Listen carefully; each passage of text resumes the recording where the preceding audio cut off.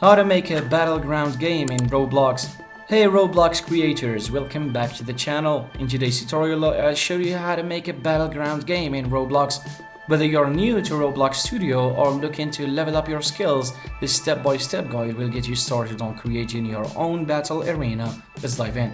First, launch Roblox Studio and click on Create New Game. Choose the base plate template as it's a simple starting point for building your battleground.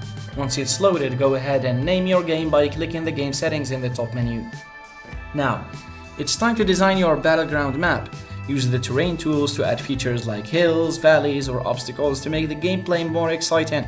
You can find these tools on the left-hand side. Add some buildings, barriers, or cover areas where players can hide and strategize. Keep in mind that your map should have clear paths for player movement. Next, you'll want to add weapons and combat mechanics. So go to the toolbox on the left and search for pre-made weapons like swords, guns, or custom items you want in your game.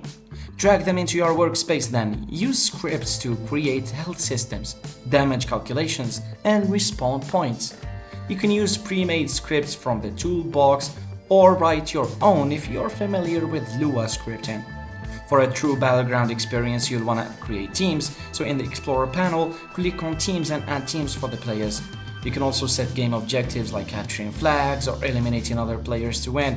Use the team service to manage how players join teams and the rules for winning the game.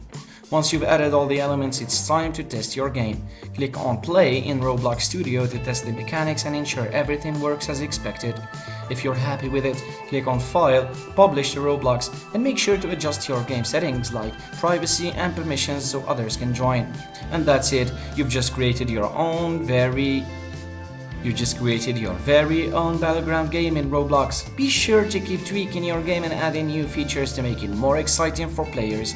If you enjoyed this tutorial, hit the like button and subscribe for more Roblox development tips.